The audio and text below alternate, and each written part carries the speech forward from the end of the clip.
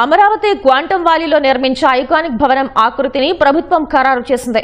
ప్రపంచంలో ఎక్కడా లేని ప్రత్యేకత ఉండేలా ఆకృతి ఎంపికలో జాగ్రత్తలు తీసుకుంది.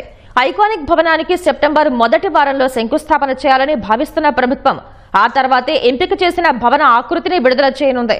ఈ కార్యక్రమానికి ప్రధానమంత్రిని ఆహ్వానించాలని భావిస్తోంది.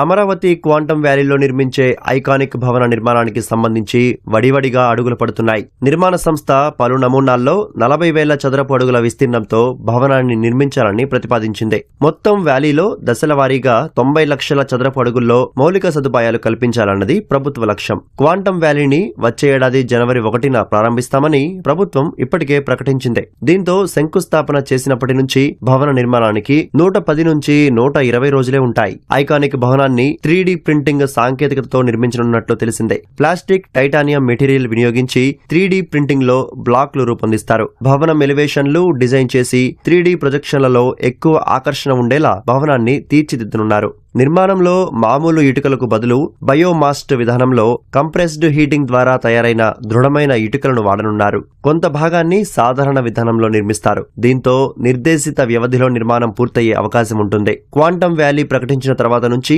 ఆకృతి ఎంపికకు 2 నెలలు పట్టింది. 10కి పైగా ఆకృతులను పరిశీలించి అధికారులతో 8 సార్లు సమావేశం నిర్వహించిన సీఎం చంద్రబాబు ఆకృతిలో మార్పులు సూచించారు. అత్యుత్తమమైన ఆకృతికి 2 రోజుల క్రితం ఆమోదం తెలిపారు.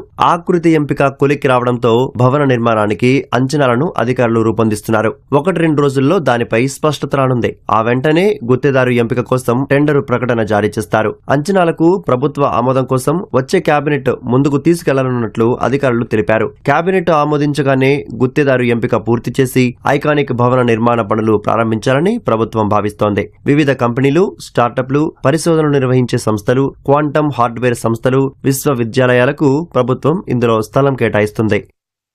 అమరావతి క్వాంటమ్ వ్యాలీకి ఐబీఎం సంస్థ రూపొందించిన క్వాంటమ్ కంప్యూటర్ రాబోతోంది. ఆ సంస్థ కంప్యూటర్ ఏర్పాటు చేసేందుకు ప్రభుత్వం అనుమతులిచ్చింది. క్వాంటమ్ వ్యాలీలో కంప్యూటర్ ఏర్పాటు కోసం ఐటీ శాఖ ఇటీవల ఆసక్తి వ్యక్తీకరణ ప్రకటన ఇచ్చింది. దీనికి ఐబీఎంతో పాటు మరో సంస్థ స్పందించింది. 2 సంస్థలు దాఖలు చేసిన ప్రతిపాదనల్ని పరిశీలించిన ప్రభుత్వం ఐబీఎం ప్రతిపాదన మెరుగ్గా ఉన్నట్లు అభిప్రాయపడింది. దీంతో ఐబీఎం కంప్యూటర్ ఏర్పాటు చేసేలా కేబినెట్ ఆమోదం తెలిపింది. అమరావతి క్వాంటమ్ వ్యాలీలో నిర్మించే భవనంలో క్వాంటమ్ కంప్యూటర్ ఏర్పాటుకు స్థలమివ్వాలని, దీనికి ప్రభుత్వం సొమ్ము చెల్లించాల్సిన అవసరం లేదని ఐబీఎం సంస్థ ప్రతిపాదించింది. దాని నిర్వహణకు సిబ్బందిని సొంతంగా సమకూర్చుకోనున్నట్లు పేర్కొంది. ఈ కేంద్రం నిర్వహణకు అవసరమైన విద్యుత్, కూలింగ్ ఖర్చును ప్రభుత్వమే భరించాలని కోరింది. దీనికి ప్రతిగా రాష్ట్ర పరిశోధనా సంస్థలు ప్రభుత్వం ఎలాంటి ఛార్జీలు చెల్లించకుండా ఏడాదిలో 365 రోజుల పాటు క్వాంటమ్ కంప్యూటర్ వాడుకోవచ్చని పేర్కొంది. ఐబీఎం ప్రతిపాదనను పరిశీలించి కేటాయించిన స్పేస్ కు అద్దె, కూలింగ్ వ్యవస్థ నిర్వహణకు అయ్యే ఖర్చు భరించేందుకు ప్రభుత్వం అంగీకరించింది. ప్రభుత్వంతో కుదుర్చుకున్న ఒప్పందం మేరకు 150 క్యూబిట్ల సామర్థ్యమున్న క్వాంటమ్ కంప్యూటర్ను సంస్థ ఏర్పాటు చేయనుంది. మరో సంస్థ 8 క్యూబిట్ల సామర్థ్యమున్న కంప్యూటర్ ఏర్పాటుకు ప్రతిపాదించింది. ఈ కంప్యూటర్ను ప్రభుత్వమే కొనుగోలు చేయాలని పేర్కొంది. నిర్వహణకు అయ్యే ఖర్చును కూడా భరించాలని ప్రతిపాదించింది. కంప్యూటర్ కొనుగోలు చేయాలంటే కనీసం 8 కోట్లు భరించాల్సి వస్తుందని అంచనా. దీంతో 2వ సంస్థ ప్రతిపాదనను ప్రభుత్వం తిరస్కరించింది. అమరావతిలో ఐకానిక్ టవర్లను గ్లాస్ వంతెనతో అనుసంధానించనున్నారు. లండన్కు చెందిన ఫోర్స్టర్స్ సంస్థ రూపొందిస్తున్న నమూనాలు తుది దశకు చేరుకున్నాయి. సచివాలయ టవర్ల డీటెయిల్డ్ డిజైన్లు తుది మెరుగులు అద్దుకుంటున్నాయి. సమయం వృధా కాకుండా టవర్లకు ఉక్కుతో నిర్మించే డయాగ్రిడ్ ఆకృతులను అమరావతిలోనే బిగించనున్నారు. రాష్ట్ర పరిపాలనా వ్యవస్థ మొత్తాన్ని ఒకే గొడుగు కిందికి తెచ్చేలా అమరావతిలో నిర్మిస్తున్న ఐకానిక్ టవర్ల నిర్మాణం వేగంగా సాగుతోంది. మొత్తం 68,88,064 చదరపు అడుగుల విస్తీర్ణంలో టవర్లు నిర్మిస్తున్నారు.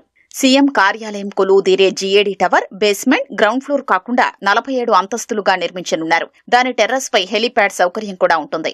మిగతా 4 హెచ్ఓడీ టవర్లు 39 అంతస్తులతో నిర్మించనున్నారు.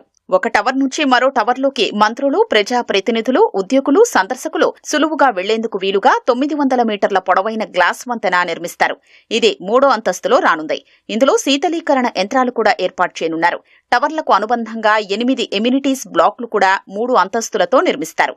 వీటిల్లో సమావేశ మందిరాలు, డిస్పెన్సరీలు, క్రెచ్లు, క్యాంటీన్లు, గ్రంథాలయాల వంటివి ఉంటాయి. ఎత్తైన ఈ భవనాల్లో అగ్ని ప్రమాదం సంభవిస్తే వెంటనే స్పందించేలా ప్రత్యేక ఫైర్ స్టేషన్ కూడా ఏర్పాటు చేయనున్నారు. దీనికోసం వివిధ దేశాల్లోని నమూనాల్ని ఇప్పటికే పరిశీలించారు. ప్రతి టవర్ వద్ద 50 మీటర్ల పొడవు, వెడల్పుతో పెద్ద పోర్టికోలు కూడా నిర్మిస్తారు. వైసీపీ అధికారంలో ఉన్న 5 ఏళ్లు నీటిలోనే నానిన ఐకానిక్ టవర్ల వద్ద నేల సామర్థ్యాన్ని గుత్తేదారు సంస్థలు పరీక్షించాయి. 1000 టన్నుల బరువును వేసి పరీక్షించగా సానుకూల ఫలితాలొచ్చాయి.